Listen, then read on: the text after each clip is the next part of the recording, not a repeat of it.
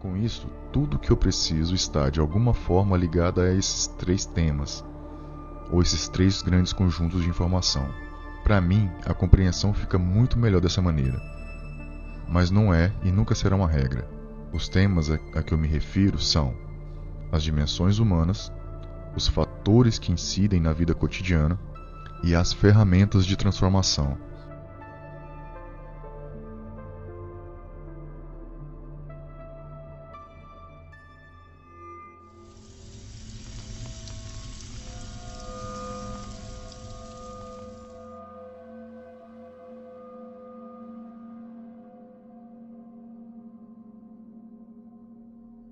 Vamos identificar cada uma. O que eu quero dizer com dimensões humanas? O ser humano tem ou é formado em seu ser de 5 dimensões: física, emocional, cognitiva, social e espiritual. Dependendo do autor ou da linha de pensamento que você pesquise, encontrará mais ou menos de 5 dimensões, mas perceberá que, em resumo, quaisquer que sejam, a mais ou a menos, sempre irão estar em torno dessas 5 dimensões aqui consideradas. Isso significa que todo ser humano, todo indivíduo existente, é formado dessas dimensões, como partes de um todo, indissociáveis e relacionadas entre si. Fatores incidentes do cotidiano. Eles também são 5, assim como as dimensões, e também são relacionados entre si e com as dimensões. Os fatores são pessoais, familiares, financeiros, profissionais e as crenças. Crenças essas religiosas ou não.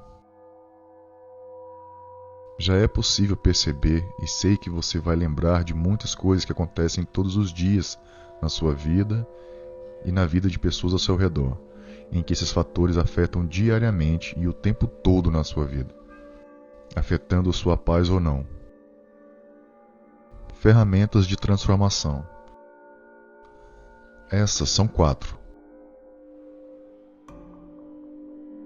filosofia, psicologia, religião e espiritualidade, e o estoicismo. Mais uma vez, também são interligadas e interrelacionadas. Aí você se pergunta, por que você citou essas coisas como ferramentas de transformação? Isso aí ajuda em quê? Onde? Como? Bem, relaxa, meu amigo. Eu também já fiz essas perguntas diversas vezes, e vou te dizer com toda sinceridade.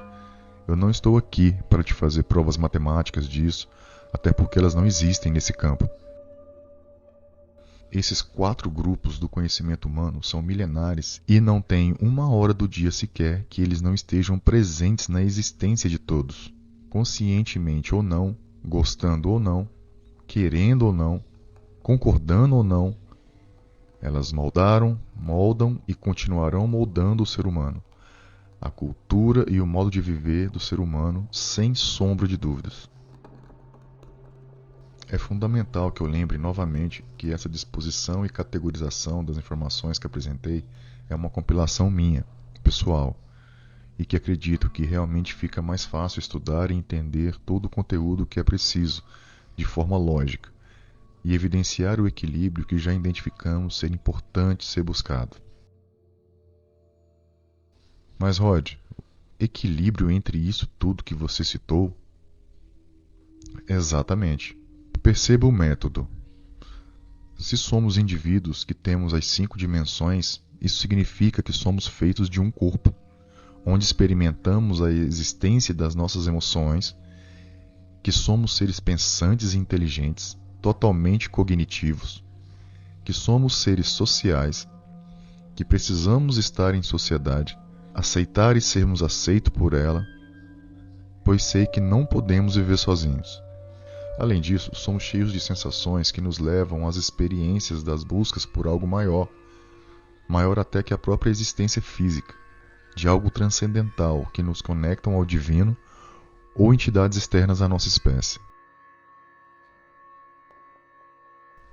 Ao pensar nisso tudo, Não esquecemos que precisamos viver nosso dia enfrentando, inevitavelmente, os acontecimentos que envolvam quem nós somos, o que sentimos, nossa família e nossos relacionamentos com ela, nossos problemas financeiros que causam tantos efeitos, nossa profissão ou a busca por uma.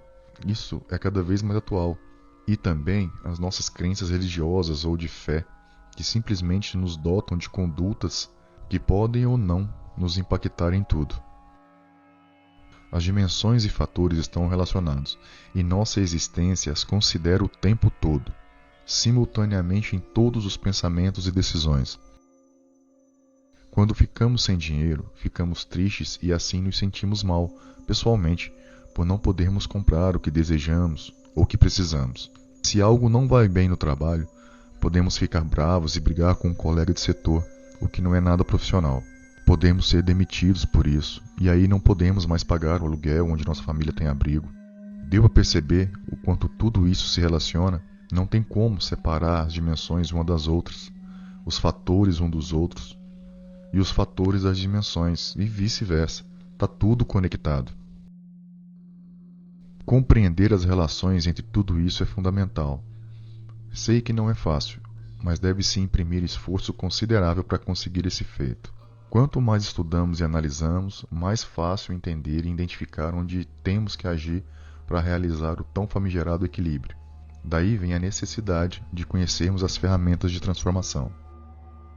A filosofia, a psicologia e a religião, historicamente, se entrelaçam em todos os aspectos humanos e suas relações. Essas três ferramentas sempre foram fonte de tudo que o ser humano conhece sobre comportamento, moral, ética, conduta e principalmente sobre dois termos que nunca saem de moda: autoconhecimento e autodesenvolvimento. Por última ferramenta, citamos o estoicismo. O estoicismo é uma filosofia do século III a.C. Ela ensina que a virtude e a razão são as chaves para uma vida feliz e significativa. Ensina também a importância do autocontrole e da aceitação das coisas como elas são. A prática dessa filosofia está cada vez mais comum atualmente, e por isso é uma das ferramentas que exploro na busca das soluções capazes de diminuir os sentimentos que falamos lá no início. E é nessa linha de raciocínio que estabeleci esse método de pesquisa e aprendizado. Relaciono todos esses conjuntos de conhecimento e realizo análise sobre o que cada relacionamento entre fatores, dimensões e ferramentas pode apresentar. Ao final, sempre tento traçar um rumo, um objetivo prático que possa ajudar a moldar meu comportamento diário, para poder entender como posso diminuir minhas dores e me tornar melhor e mais preparado para enfrentar os problemas futuros. Sim, os problemas não vão parar de surgir. É através deles que podemos evoluir. Mas não dá para fazer isso sem entender o que é o problema, se é mesmo um problema, de onde vem esse problema e o que ele significa. Para consolidar tudo, criei o blog Veja Claramente, onde todo o estudo é transformado em artigos e publicados para toda a web. Convido todos vocês a conhecerem o blog no endereço vejaclaramente.com.br. Todos os artigos são publicados e separados por dimensões, mas sempre fazendo a interconexão entre os temas. Assim, fica mais fácil encontrar uma boa conclusão prática de contribuição. No site também é possível ter acesso a textos de autores consagrados da história, e você pode enviar seu artigo para podermos criar conhecimento e publicar em conjunto. Também os artigos serão traduzidos em vídeos no YouTube, no canal Veja Claramente, e posteriormente também serão postados no podcast Veja Claramente no Spotify. É assim que pretendo contribuir, pois tenho certeza que não estou sozinho nessa. Também acredito que nenhum de nós pode passar dessa vida sem ter feito algo de bom para o mundo em troca de tudo que nos foi dado. Sei que é muito difícil tirar tempo para ler artigos, assistir a vídeos ou então ouvir um podcast, mas acredite em mim, é preciso correr atrás de meios para melhorar nossa situação. É preciso agir. Como escreveu o estoico Marco Aurélio, coisa alguma acontece a um homem que não seja, por natureza, capaz de suportar. Fiquem bem e até o próximo aprendizado.